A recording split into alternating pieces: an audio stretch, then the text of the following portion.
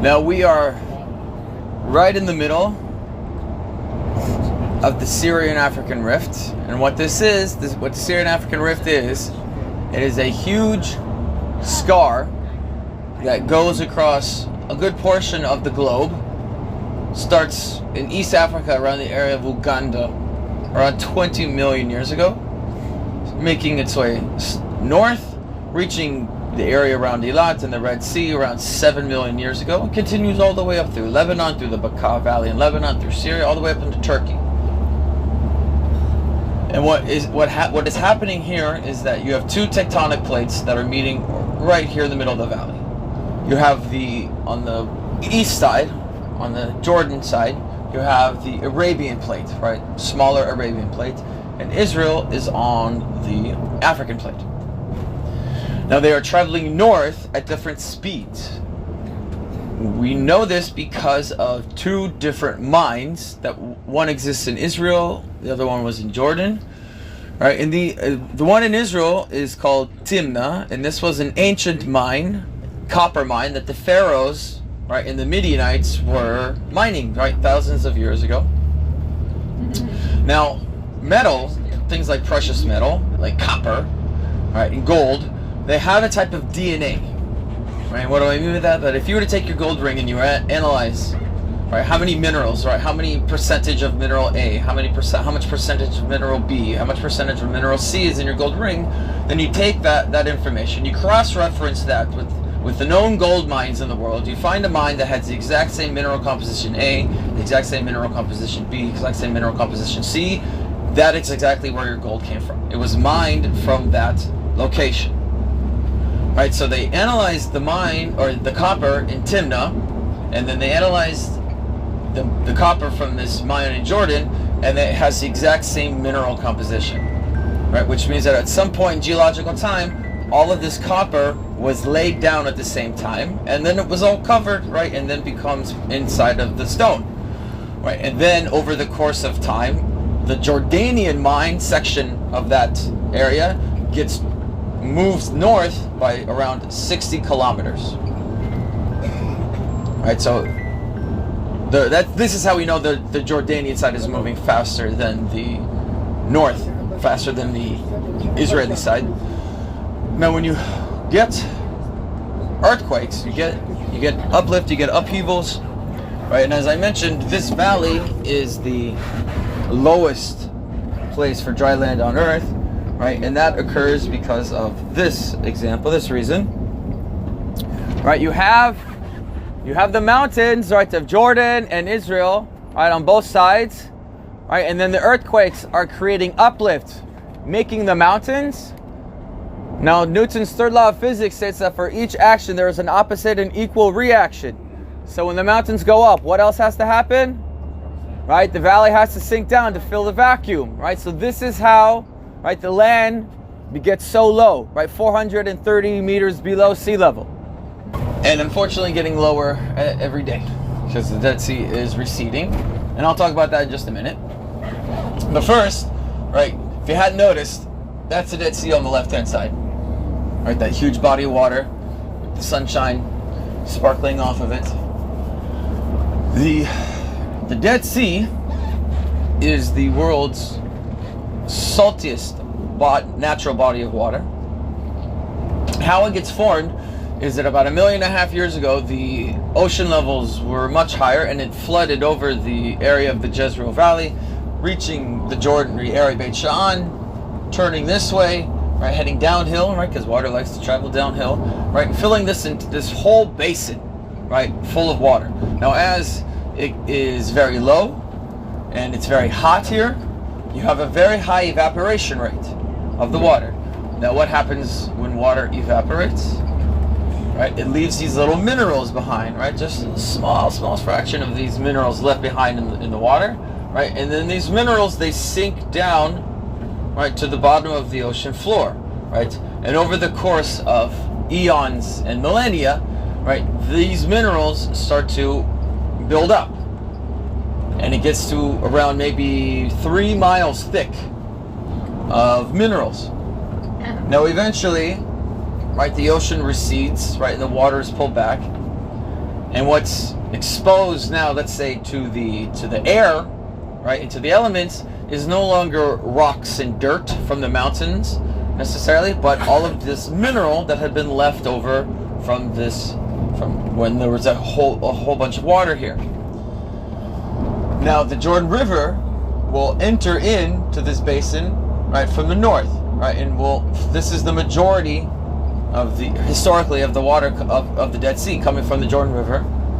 In addition to the Jordan River flow, you have a number of springs, right, along the sides of the mountains, on both sides of the mountains. That's flowing water, right, into the lake, into the basin, and as well as springs that are directly underneath the water, where like the water is kind of coming from below. Right, so that's the second source of water. And the third source of water are the flash floods, right? When it rains, torrential rains in the mountains to our west, a lot of that water is going to make its way down to the Dead Sea, because this is a more of a downhill, right, gravitational pull, let's say, so to speak.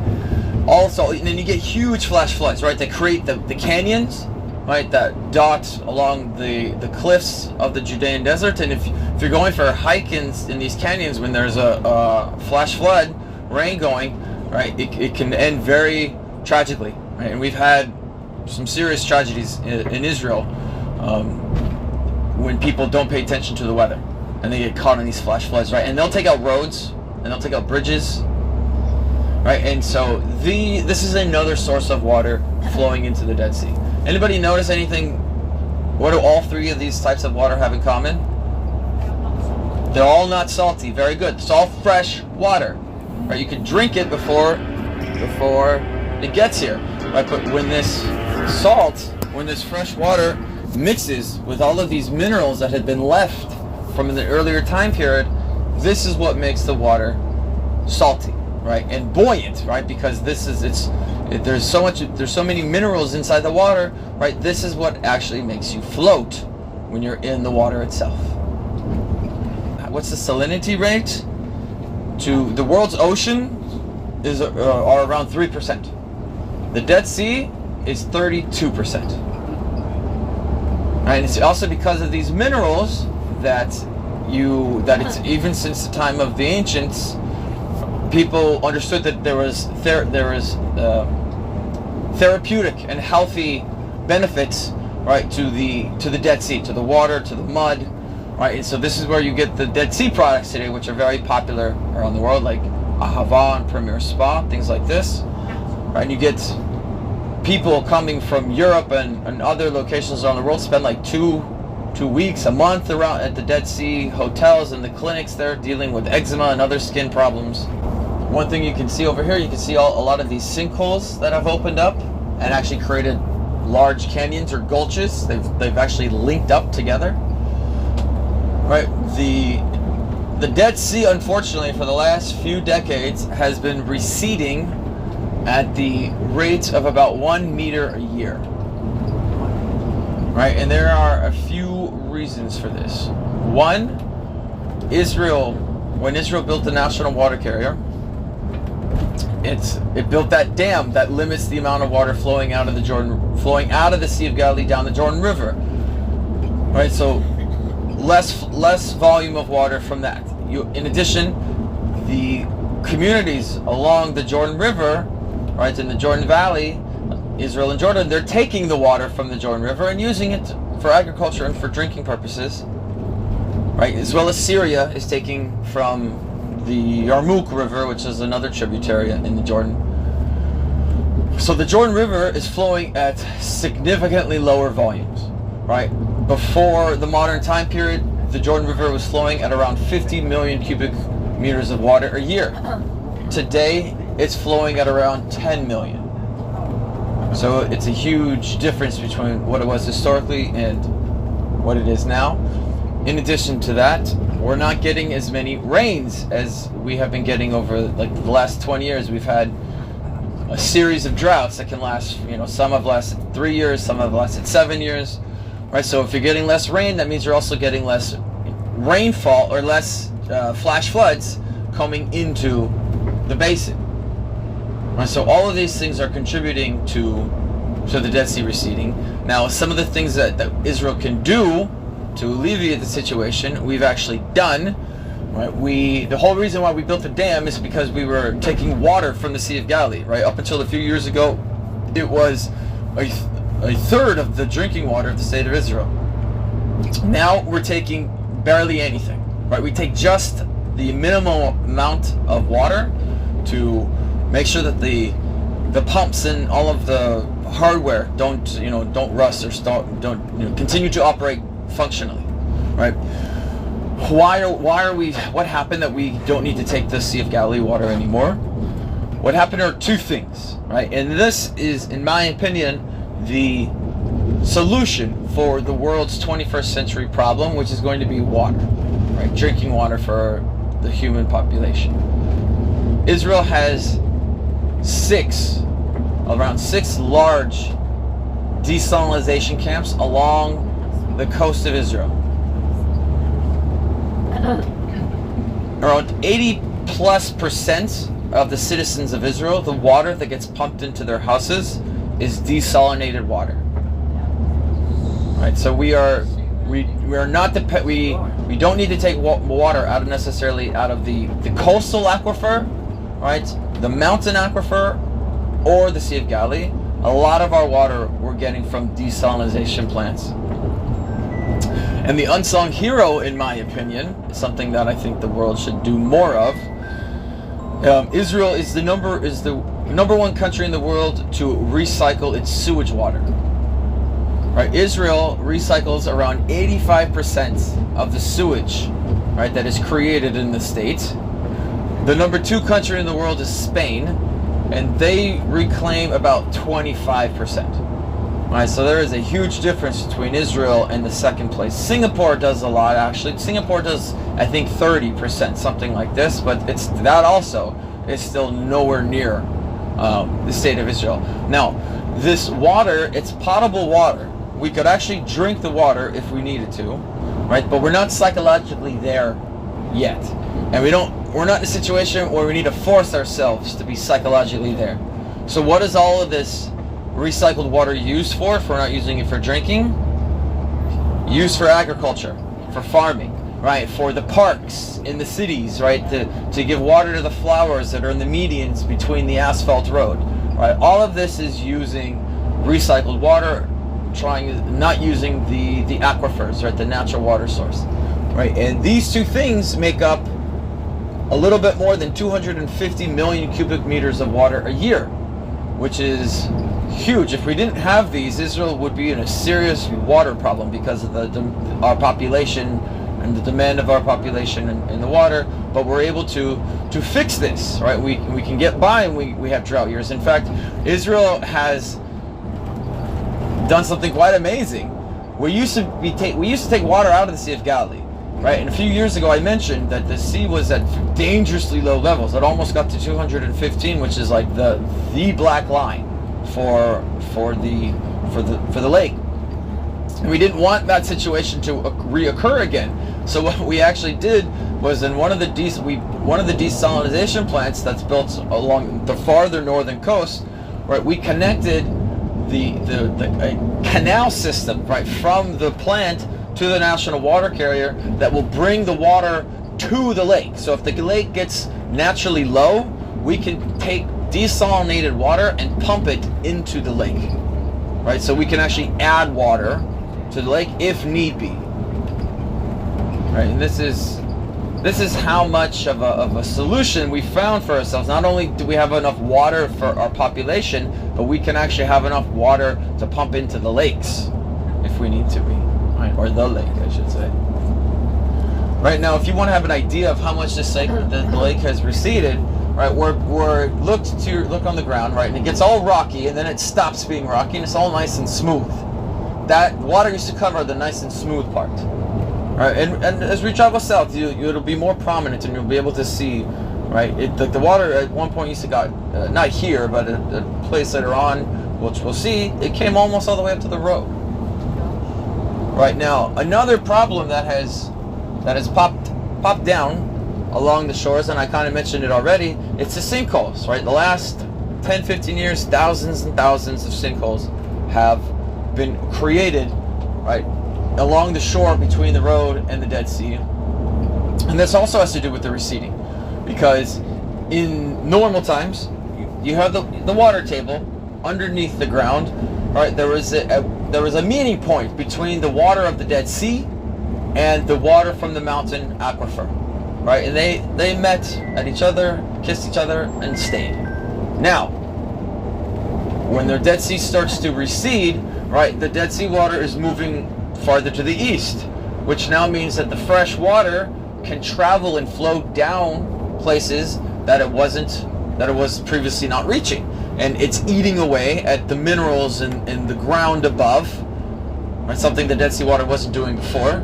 And as it's eating away, it's creating these hollow caverns, and eventually the weight of the ground above is too much for these hollow caverns, and you get a sinkhole, right? And these sinkholes, right, they don't occur randomly. If you look at this, at the pattern of the sinkholes when we drive past them, you notice they're in a very linear, straight line, because they are following the course that the water underground is flowing. Right now, eventually these sinkholes will link up, like what we see right over there, right, and creates these little mini canyons in between the road and the shoreline, which was not there before. Right, and in these little mini canyons, you can actually see some of the water. And about now, maybe 12 years ago, something like this, a sinkhole opened up in the middle of the road, just near Ein Gedi, near kibbutz Ein Gedi, which we're going to drive past in a few minutes, just next to a gas station, like around 2-3 o'clock in the morning. The gas station attendant heard this large crash or sound and went out and investigated. Maybe he thought there was like a car accident. He goes out and investigates, and he sees that there is a huge sinkhole in the middle of the asphalt road. He goes back into the gas station, gets like a flashlight, and he stops a bus that was traveling from the port city of Eilat up the road, right, and averted, thankfully, a major disaster, because if that bus would have driven straight into the sinkhole, it would have been really, really bad. In the state of Israel, and this is the only road that travels north-south, right, in this area, right? This road gets closed, and sometimes it is because of flash floods, right? You can't travel here, right? They have to do a ridiculous detour through the mountains or around the mountains even, right? So the state had to make very quickly a detour route through the fields of kibbutz Ein Gedi. Right, and this is still the route that we drive through today. We're going to drive through the fields of the kibbutz, and this sinkhole had just opened up on the other side of a bridge, and the state had just spent like millions and millions of shekels on a brand new bridge because the flash flood had taken out the old one a few years before. So after they spent millions on a stronger bridge, the sinkhole opened us up right on the other side, and now you can't drive. You don't need the bridge anymore because you can't drive over it. Sinkhole's right there, and we'll see it. I'll point it out when we drive past it. So Dead Sea? Why it's called the Dead Sea? Right, because there's so much minerals inside, right, that it will eventually clog up and block the gills, right, of fish and organisms. That's why there's no living organisms in the Dead Sea. Now there is one caveat that I was told that has logic to it. We passed by it, but there's a spring along the shoreline here, and that spring fresh water, right, flows into the lake, and there are fish in the spring, right, in the spring area along the shoreline. And if the fish go into the lake, they can live there for around maybe 3 days if they stay close to the shoreline, because they're still getting the majority of that water that they're flowing through their gills is coming from the spring, and it hasn't yet mixed really well with the minerals, so it's not as high in mineral content. See, now in Hebrew we don't call it the Dead Sea, we don't call it Yam HaMavet, which would be the literal translation. We call it Yam HaMelach. Yam means sea, and Melach means salt. So it's the Sea of Salt. Let's take a look at this. Look at this. This is the size of the flash floods that come through here. Right? They're very, very big. So over here on the right is the oasis of Ein Gedi. And this is a place that David runs when Saul is chasing him. Oh, guys, look to your left. All right, so these are ibexes. Did they go with it? So these were, there used to be a lot less of them. They were seriously overhunted by the local population, Bedouins during the Ottoman time period. And in the 1950s, Israel did a breeding program that was very, very successful. And now these guys are all over the country. And it was so successful that there's actually the ibex is the symbol of the National Parks Authority. Yeah, more veil. These all look like females. All right. Because the males have the huge horns. All right. Can weigh like 30 kilos, some of them. Right, and this could be, by the way, the male horns could be a shofar. Right, and these guys will climb up trees. Like I've seen them like trees over here on the left-hand side. I've seen them climb up to get to eat. Wow. Right. In fact, Ein Gedi, this is Spring of the Goats. That's what it means. Right, and there are 4 different streams or springs that create 2 rivers that flow through here. This is one. This is the David's River, and our Goat River is over here on the left-hand side. So this is where David runs to, right? When Saul is chasing him, and he and his men hide in one of the caves that you could see along the sides of the cliff. Yes. Over here on the right, underneath this white awning is the ruins of a synagogue from the Byzantine time period, right? And with an amazing, beautiful mosaic floor with all sorts of different designs. And on the mosaic floor is a curse, or it says a curse to anybody in the community, right? A curse to anyone who gives away the secret of the community. And what's the secret of the community? The balsam perfume. Remember I said that the balsam perfume, the fruit, you could extract the fragrance from it, and you could sell it, right? It's the Chanel No. 5 of the ancient world. The people at Ein Gedi grew that, and they knew how to make this perfume. And as I mentioned, we don't know what the balsam perfume and the plant was, because the people like Ein Gedi, they knew how to do it. They kept it secret, right?